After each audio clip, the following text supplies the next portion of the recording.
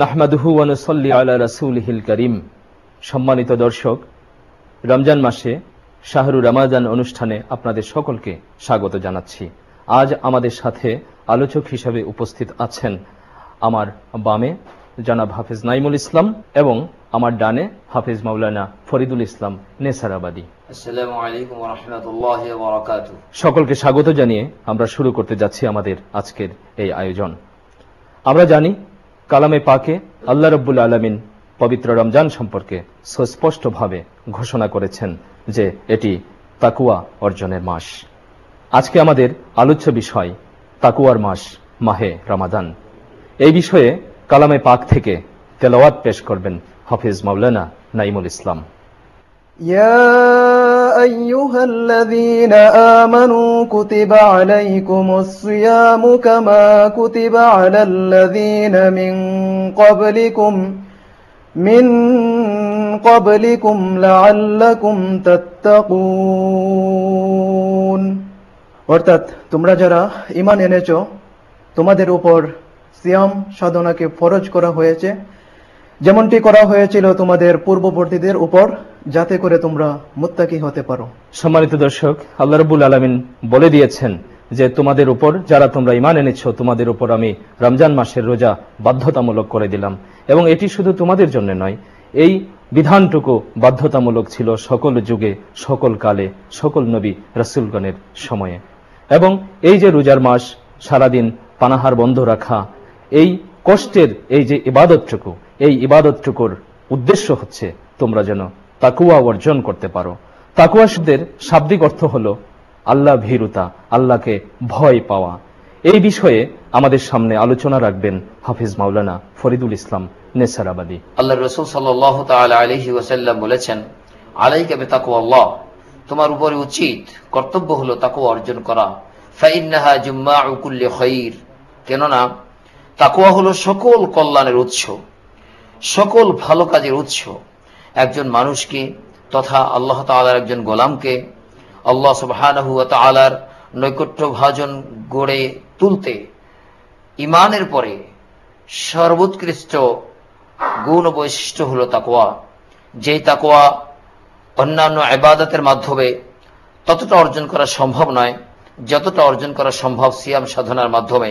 কারণ হলো হযরত আবু উমামা আল বাহিলি রাদিয়াল্লাহু তাআলা আনহু থেকে বর্ণিত, তিনি বলেন, কুলতু ইয়া রাসূলুল্লাহ সাল্লাল্লাহু আলাইহি ওয়াসাল্লাম, আমি আল্লাহর রাসূল সাল্লাল্লাহু তাআলা আলাইহি ওয়াসাল্লামকে বললাম, মুরনি বিআমরিন, ইয়া রাসূলুল্লাহ সাল্লাল্লাহু আলাইহি ওয়াসাল্লাম, আমাকে এমন একটি বিষয়ের আদেশ দিন, ইয়ানফাউনি আল্লাহু বিহি, যেই আদেশ পালন করলে আমি আল্লাহ সুবহানাহু ওয়া তাআলার কাছে যেতে পারবো, যে আমলটা আমার উপকার করবে আল্লাহ তাআলার নৈকট্য ভাজন হতে।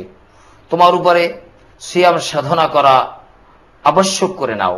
তার কারণ হলো এই সিয়াম সাধনার মতো এমন কোনো আমল নাই যে আমল বান্দাকে সবচেয়ে বেশি আল্লাহর নৈকট্য ভাজন করতে পারে।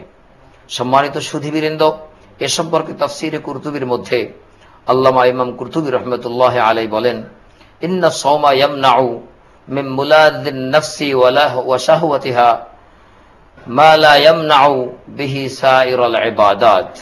নিশ্চয়ই সিয়াম সাধনা তথা সংযম অবলম্বন করা এমন একটা গুণ ও বৈশিষ্ট্যের দাবিদার, যেই গুণ ও বৈশিষ্ট্যের মধ্যে রয়েছে মানুষের মধ্যস্থিত বা ভিতরস্থ যে নফস আছে, সেই নফসের যে স্বাদ সাধনায় সব সময় মানুষ ব্যস্ত থাকে, সেই স্বাদ সাধনা অর্জনে বিরত রাখে এই সিয়াম সাধনা।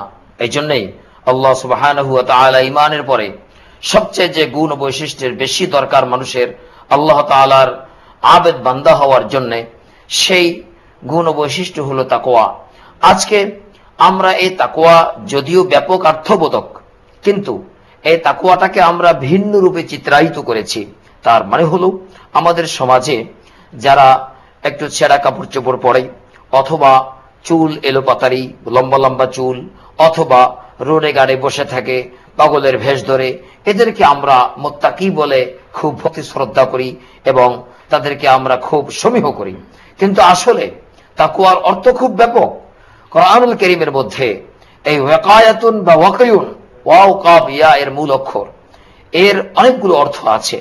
যেমন সংযম অবলম্বন করা, যেমন সাবধানতা অবলম্বন করা, যেমন সজাগ হওয়া, যেমন সতর্কতা অবলম্বন করা, এভাবে অনেকগুলো অর্থে এই তাকওয়া শব্দটি পবিত্র কোরআনুল কারীমের মধ্যে আল্লাহ সুবহানাহু ওয়া তাআলার কুদরতি ভাষায় প্রকাশ করা হয়েছে। যেমন তাকওয়া শব্দটি পবিত্র কোরআনুল কারীমের মধ্যে 17 জায়গায় এসেছে। মুত্তাকি শব্দটি কোরআনুল কারীমের মধ্যে 50 জায়গায় এসেছে, এবং এই তাকওয়া শব্দটি বিভিন্ন ক্রিয়াপদে পবিত্র কোরআনুল কারীমের মধ্যে 193 জায়গায় এসেছে। সম্মানিত সুধী দর্শক বৃন্দ, এই জন্য আল্লাহ রাসূল সাল্লাল্লাহু তাআলা আলাইহি ওয়াসাল্লাম তাকওয়ার ব্যাপারেও বেশি গুরুত্ব দিয়েছেন, এবং আল্লাহ সুবহানাহু ওয়া তাআলাও বেশি গুরুত্ব দিয়েছেন। তা না হলে আল্লাহ সুবহানাহু ওয়া তাআলা বছরে 365 দিনের মধ্যে একটানা 710 ঘন্টার একটা রিফ্রেশার্স ট্রেনিং, যেটা প্রতি বছর 11 মাস পরে ঘুরে ঘুরে আমাদের জীবনে চলে আসে, আমাদেরকে যাচাই বাছাই করে দেখা দরকার, পর্যালোচনা করে দেখা দরকার আমাদের জীবনের এই বৃহৎ একটি সংযম, এই পরিপূর্ণ আমল, এর মাধ্যমে আমার তাকওয়ার উন্নতি কতটা হচ্ছে সেটা আমাকে বিবেচনা করে যাচাই বাছাই করে দেখা দরকার। আমাদেরকে উদ্দেশ্য করে আল্লাহ রাব্বুল আলামিন নির্দেশ দিচ্ছেন যে কুতিবা আলাইকুমুস সিয়াম, তোমাদের উপর আমি রমজান মাসের রোজা আমি বাধ্যতামূলক করে দিলাম। কেন বাধ্যতামূলক করে দিলাম? কারণ লাআল্লাকুম তাত্তাকুন, যে তোমরা যেন মুত্তাকি হতে পারো, তোমরা যেন তাকওয়া অর্জন করতে পারো। সুধী দর্শক, আমরা স্বল্প সময়ের বিরতিতে যাচ্ছি। আশা করি শাহরুর রমাদান অনুষ্ঠানে আপনারা আমাদের সাথেই থাকবেন। আপনারা দেখছেন শাহরুর রমাজান। সৃষ্টিকর্তার শ্রেষ্ঠ নিয়ামত স্বরূপ সুস্বাদু টাটকা ফলের রস, মূল্যবান ঔষধি উদ্ভিদ এবং তাজা ফুলের নির্যাস দিয়ে তৈরি হয়েছে রূহ আফজা।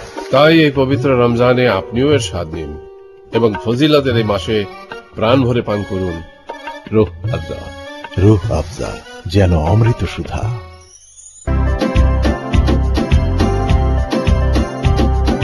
রমজান মানে রূহ আফজা। কি বন্ধু, রূহ আফজা, রূহ আফজা ছাড়া রমজান ভাবাই যায় না। 36 প্রকার ফুল, ফল ও ভেষজ উৎপাদন থেকে তৈরি হয় বিশ্বের সর্বশ্রেষ্ঠ পানীয় রূহ আফজা। রূহ আফজা দেহের পিপাসা, দুর্বলতা, অবসন্নতা দূর করে শরীরকে রাখে সুস্থ। ইফতারি ও সাহরিতে রূহ আফজা পান করুন, সতেজ ও প্রাণবন্ত থাকুন। রূহ আফজা, রমজানের পবিত্র পানীয়। দুধ আর রূহ আফজা ঠিক যেন মা আর মমতার মিশেল। রূহ আফজা।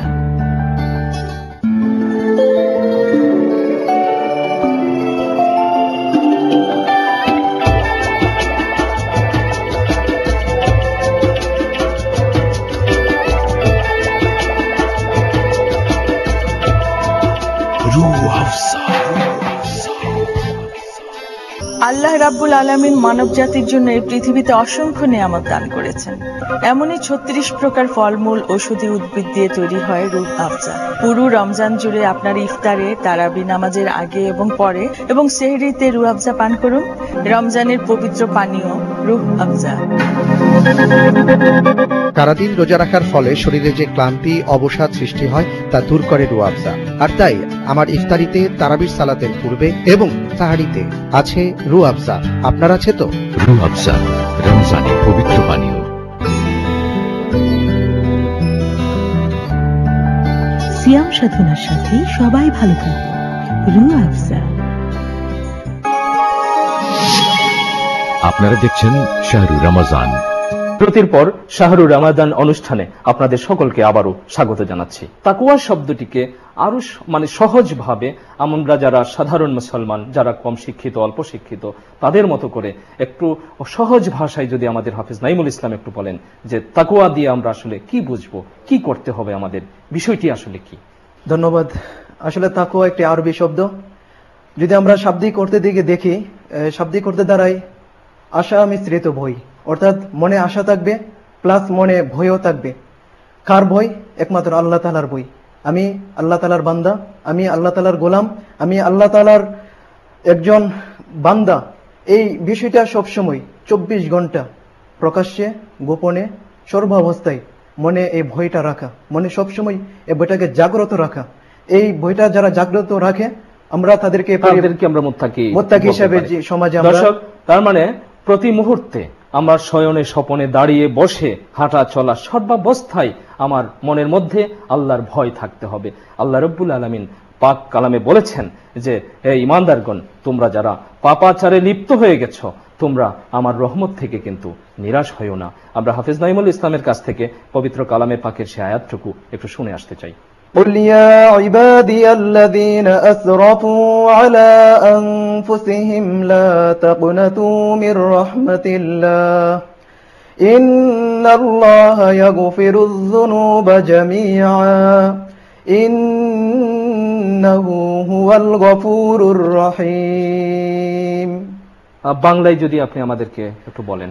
আল্লাহ তাআলা অত্র আয়াতে আমাদেরকে, যারা ঈমানদার, সকল ঈমানদারকে আল্লাহ তাআলা দৃষ্টি আকর্ষণ করে বলেছেন, ওহে তোমরা যারা ঈমান এনেছো এবং তোমাদের নফসের ওপর জেনে না জেনে, বুঝে না বুঝে যারা অন্যায় করেছো, জুলুম করেছো, তোমরা গুনার পরিমাণ, অন্যায়ের পরিমাণ, এই জুলুমের পরিমাণ যত বেশি হোক না কেন, তোমরা আমার যে অসীম রহমতের ভান্ডার, এই রহমতের ভান্ডার থেকে তোমরা নিরাশ হইও না। তোমরা নিরাশ হইও না। আমার এই রহমতের বদলতে আমি আল্লাহ পাক রব্বুল আলামিন তোমাদের যে ভুলগুলো আমি মোচন করে দিব, কারণ আল্লাহ তাআলা সবচেয়ে বেশি ক্ষমাশীল। ধন্যবাদ। আমরা জানি আল্লাহ রাব্বুল আলামিনের 99টি নামের মধ্যে কয়েকটি নাম হচ্ছে তিনি গফুর, তিনি গাফফার, তিনি রহমান, তিনি রাহিম। সুতরাং সেই রহমানুর রাহিম, সেই গাফুরুর রাহিম আল্লাহ রাব্বুল আলামিনের প্রতি আমাদের ভয় থাকবে, সার্বক্ষণিক ভয় থাকবে। একই সঙ্গে তার উপর আমাদের অবিচল আস্থা থাকবে, বিশ্বাস থাকবে যে আমরা যদি শুদ্ধ হয়ে তাওবাতুন নাসুহা করে তার দরবারে ফিরে আসি, তাহলে তিনি অবশ্যই আমাদেরকে মার্জনা করে দিবেন। আর হকুল ইবাদ হচ্ছে সৃষ্ট জীবের প্রতি আমাদের হক, সৃষ্ট জীবের হক, অর্থাৎ সৃষ্ট জীবের প্রতি আমাদের দায়িত্ব। অর্থাৎ আল্লাহ রাব্বুল আলামিন যত সৃষ্ট জীব এই বিশ্ব ব্রহ্মাণ্ডে প্রেরণ করেছেন, তাদের সকলের প্রতি আমাদের দায়িত্ব আছে। তাদের কোনো ক্ষতি যেন আমাদের দ্বারা না হয়, তাদের কোনো অকল্যাণ যেন আমাদের দ্বারা না হয়, তাদের কোনো অধিকার যেন আমাদের দ্বারা খর্ব না হয়। এই ধরনের অধিকার খর্ব যদি হয় আমার দ্বারা, কোনো সৃষ্ট জীবের হক যদি আমি বিনষ্ট করি, তাহলে সেই অপরাধে কিন্তু আমাকে আল্লাহ রাব্বুল আলামিন ক্ষমা করবেন না। সুপ্রিয় দর্শক, এই বিষয়টি আমি আবারও বলছি যে আমরা যদি কোনো সৃষ্ট জীবের অধিকার নষ্ট করি, কারোর উপর অত্যাচার করি, অন্যায় করি, জুলুম করি, তাহলে সেই অপরাধ আল্লাহ রাব্বুল আলামিন ক্ষমা করবেন না। আল্লাহ রাব্বুল আলামিন ক্ষমা করবেন কেবল সেইটুকু, যেইটুকু তার উপর যদি আমরা কোনো জুলুম করে থাকি, আমরা যদি সঠিকভাবে নামাজ না পড়ে থাকি, আমরা যদি সিয়াম সাধনায় কোনো ভুল ত্রুটি করে ফেলি, ওই ধরনের অপরাধ আল্লাহ রাব্বুল আলামিন ক্ষমা করবেন। তবে শর্ত হলো তাওবাতুন নাসুহা, অর্থাৎ বিশুদ্ধ তওবা করে যদি আমরা তার দরবারে ফিরে আসি, তাহলে তিনি অবশ্যই আমাদেরকে ক্ষমা করবেন। আমাদের জাতীয় কবি, আমাদের প্রিয় কবি কাজী নজরুল ইসলামের বিখ্যাত একটি ইসলামী গান আমরা এখন শুনে আসব।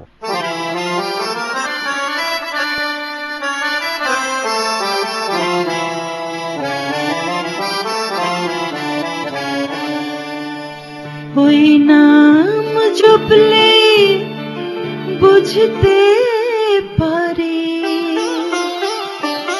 খোদাই কালাম মুর্শিদ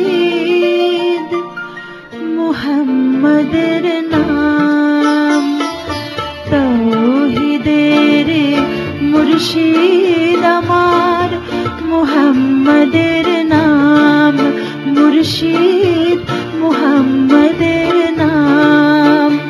ওই নাম জপলে বুঝতে পারি খোদাই কালাম মুর্শিদ মুহাম্মদের নাম, তাওহীদের মুর্শিদ আমার মুহাম্মদের নাম, মুর্শিদ মুহাম্মদের নাম।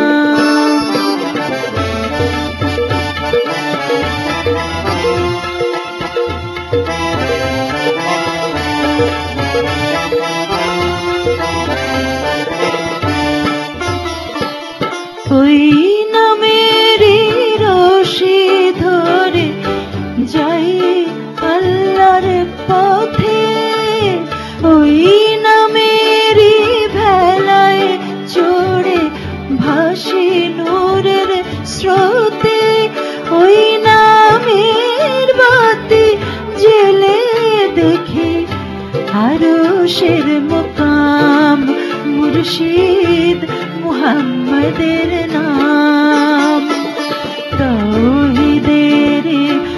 মুর্শিদ আমার মুহাম্মদের নাম, মুর্শিদ মুহাম্মদের নাম।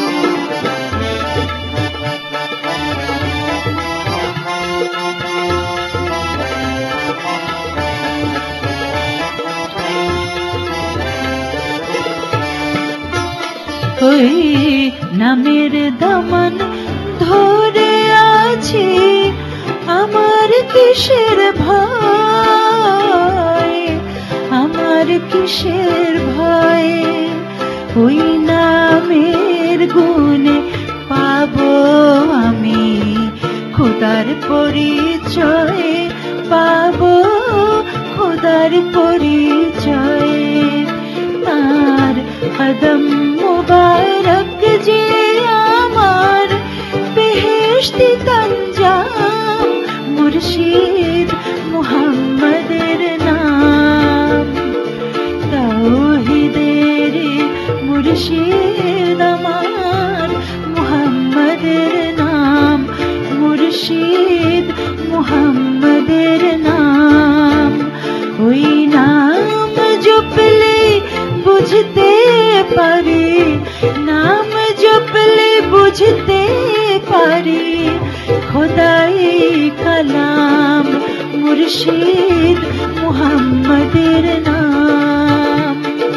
তাওহীদের মুর্শিদ আমার মুহাম্মদের নাম, মুর্শিদ মুহাম্মদের নাম, মুর্শিদ মুহাম্মদের নাম। সুধী দর্শক, আমরা স্বল্প সময়ের বিরতিতে যাচ্ছি। আশা করি শাহরুর রমাদান অনুষ্ঠানে আপনারা আমাদের সাথেই থাকবেন। আপনারা দেখছেন শাহরুর রমাজান। মহান সৃষ্টিকর্তার শ্রেষ্ঠ নিয়ামত স্বরূপ মূল্যবান ঔষধি উদ্ভিদ, সুস্বাদু টাটকা ফলের রস ও তাজা ফুলের নির্যাস দিয়ে তৈরি ভিটামিনে ভরপুর রুহ আফজা। আমাদের রুহ আফজা সারাদিন রোজা রাখার ফলে শরীরে যে ক্লান্তি অবসাদ সৃষ্টি হয় তা দূর করে রুহ আফজা। আর তাই আমার ইফতারিতে তারাবির সালাতের পূর্বে এবং সাহারিতে আছে রুহ আফজা। আপনার আছে তো? রুহ আফজা রমজানের পবিত্র পানীয়।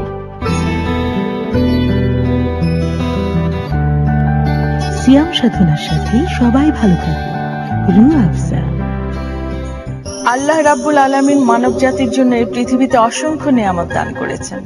এমনই 36 প্রকার ফলমূল ঔষধি উদ্ভিদ দিয়ে তৈরি হয় রুহ আফজা। পুরো রমজান জুড়ে আপনার ইফতারে, তারাবি নামাজের আগে এবং পরে এবং সেহরিতে রুহ আফজা পান করুন।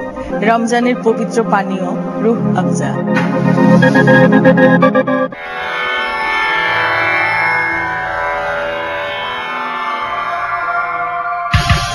আপনারা জানেন রুহ আফজা গরমে হিট স্ট্রোক প্রতিরোধে সাহায্য করে।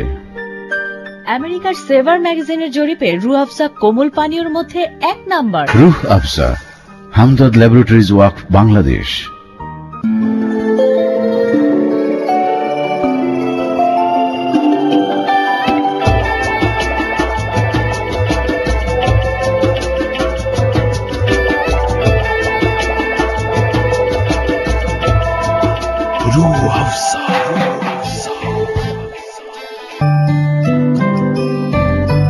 দুধ আর রুহ আফজা ঠিক যেন মা আর মমতার মিশেল। রুহ আফজা। আপনারা দেখছেন শাহরুর রমাজান। বিরতির পর শাহরুর রমাদান অনুষ্ঠানে আপনাদের সকলকে আবারও স্বাগত জানাচ্ছি। একজন মুসলমান হিসাবে কিভাবে তাকওয়া অর্জন করতে হবে কিংবা একজন মুত্তাকির কি ধরনের বৈশিষ্ট্য থাকতে হবে এই বিষয়ে আলোচনা রাখার জন্য আমি হাফেজ ফরিদুল ইসলাম নিসারাবাদী সাহেবকে অনুরোধ করছি।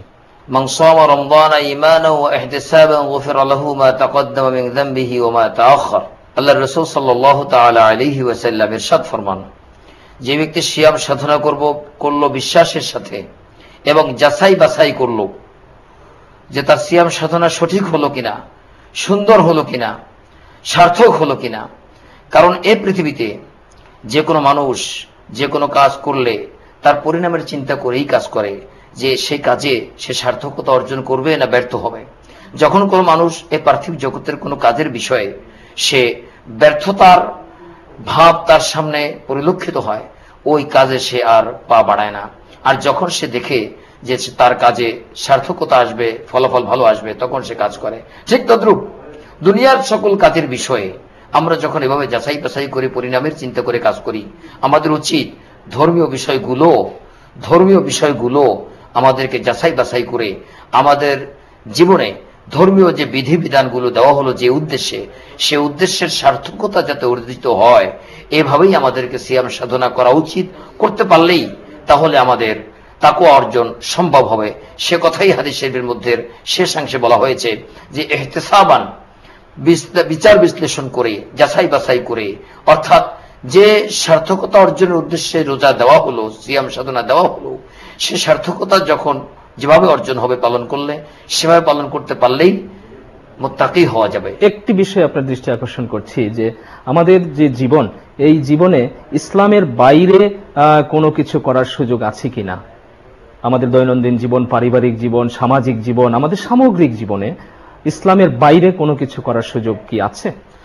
ইসলামের বাইরে কোনো কিছুই করার সুযোগ নাই। বরং ইসলামের বাইরে যদি কোনো কিছু করে, সে যত পার্সেন্ট ইসলামের বাহির থেকে আমদানি করবে, সে ততটুকুন ইমান তার অপূর্ণাঙ্গ থেকে যাবে, ইসলাম তার অপূর্ণাঙ্গ থেকে যাবে। কারণ ইসলামকে যদি একটা চৌহর্দি বেষ্টিত ঘরের সাথে তুলনা করা হয়, তো ওই ঘরের মধ্যে প্রবেশ করলে সে যদি এক পা বাহিরে রাখে, তাহলে তার এক পা বাহিরে থাকবে, পা ছাড়া বাকিটুকু তার ভিতরে থাকবে। এভাবেই ইসলাম পূর্ণাঙ্গ জীবন ব্যবস্থা, আল্লাহ সুবহানাহু ওয়া তাআলার পক্ষ থেকে মনোনীত। সুতরাং সে ইসলামের মধ্যে প্রবেশ করতে হলে পুরোপুরি প্রবেশ করতে হবে। আমি বিজাতীয়দের থেকে আমার সামাজিক জীবনে আমি কিছু আমদানি করলাম, আবার ইসলাম থেকে যেটা আমার পছন্দনীয় সেটা আমি মানলাম। আসলে মূলত আমাদের এই বর্তমান যুগের মুসলমানদের ইসলাম পালনের বাস্তবতাকে লক্ষ্য করলে দেখা যায় আমরা ইসলামকে নিজেদের মতো তৈরি করে আটছাট কাট করে আমরা ইসলামকে পালন করি। মূলত ইসলাম সেটা নয়। যে কারণেই আমরা ইমানের দিকে থেকে দুর্বল হয়ে গেছি, এ কারণেই বর্তমানে মুসলিম সমাজ বা মুসলমানগণ সংখ্যায় বেশি হওয়া সত্ত্বেও রাসূল পাক সাল্লাল্লাহু আলাইহি ওয়াসাল্লামের হাদিসের ভাষায় আমরা পানির উপরে ভেসে যাওয়া সয়লাবের মতো হয়ে গেছি, যে আমাদের ইমানের দ্বারা আসলে ব্যক্তিগত, সামাজিক, রাষ্ট্রীয় কোনো উপকারের বাস্তবতা তেমন দেখা যাচ্ছে না। যার কারণে আমরা পরকালেও এই দুর্বল ইমান দ্বারা কতটুকু লাভবান হব সেটা আল্লাহ পাকই ভালো জানে। ধন্যবাদ। এখানে আমরা দুটি খুব গুরুত্বপূর্ণ বিষয়ের ইঙ্গিত পেলাম। একটি হলো ইসলাম হচ্ছে পরিপূর্ণ জীবন ব্যবস্থা, সুতরাং ইসলামের বাইরে কোনো কিছু করার সুযোগ নেই। আল্লাহ রাব্বুল আলামিন বলেছেন, বিদায় হজ্জের ভাষণ শেষে বিশ্বনবী সাল্লাল্লাহু আলাইহি ওয়াসাল্লাম যখন বসলেন, তখন আল্লাহ রাব্বুল আলামিন যেই আয়াতটি নাজিল করলেন পবিত্র কালামে পাকের, সেই আয়াতে আল্লাহ রাব্বুল আলামিন সুস্পষ্টভাবে বলে দিয়েছেন যে আল ইয়াউমা আকমালতু লাকুম দীনাকুম ওয়া আতমামতু আলাইকুম নি'মাতি ওয়া রাদিতু লাকুমুল ইসলামা দীনা। অর্থাৎ আজকে আমি তোমাদের উপর আমার যত রহমত ছিল, আমার রহমত পরিপূর্ণ করে দিলাম। অর্থাৎ পবিত্র কোরআন শরীফ পরিপূর্ণভাবে তোমাদের উপর, তোমাদের সামনে আমি পেশ করে দিলাম, এবং ইসলামকে একমাত্র জীবন বিধান হিসাবে আমি তোমাদের সামনে পেশ করে দিলাম। সুতরাং আমাদের সকলের আবশ্যিক দায়িত্ব হবে, কর্তব্য হবে, অলঙ্ঘনীয় কর্তব্য হবে ইসলামকে পরিপূর্ণভাবে জীবনের শুরু থেকে শেষ পর্যন্ত, ব্যক্তি জীবন থেকে শুরু করে সামগ্রিক জীবন পর্যন্ত ইসলামকে আঁকড়ে থাকা। এবং আমরা এই যুগে এই যে আংশিক মুসলমানিত্বের যে বিষয়টি আমার সম্মানিত বক্তা বললেন, এই বিষয়ে আল্লাহ রাব্বুল আলামিন পবিত্র কালামে পাকে সুস্পষ্টভাবে বলেছেন যে ইয়া আইয়ুহাল্লাযীনা আমানু উদখুলু ফিস সিলমি কাফা, হে মানুষ, হে ঈমানদারগণ, যারা ঈমান এনেছো, তোমাদেরকে আমি বলে দিচ্ছি, তোমাদেরকে সুস্পষ্টভাবে আমি নির্দেশ দিচ্ছি যে তোমরা ইসলামের মধ্যে পরিপূর্ণভাবে প্রবেশ করো। সম্মানিত দর্শক, আসুন এই পবিত্র রমজান মাসে, আমরা জানি না যে আমরা আর রমজান মাস পাবো কিনা, এই রহমত, এই মাগফিরাত, এই নাজাতের মাস, এই রমজান মাসে আমরা প্রতিশ্রুতিবদ্ধ হই যে আমরা মুসলমান হিসাবে আমরা পরিপূর্ণভাবে ইসলামের মধ্যে প্রবেশ করব। এর মধ্যেই সার্থকতা, এর মধ্যেই জীবন সফল হবে। আল্লাহ রাব্বুল আলামিন আমাদের সকলের সহায় হন। আল্লাহ হাফিজ। তাওহীদের মুর্শিদ আমার মুহাম্মাদের নাম, মুর্শিদ মুহাম্মাদের নাম, ওই নাম জপলে বুঝতে পারে না।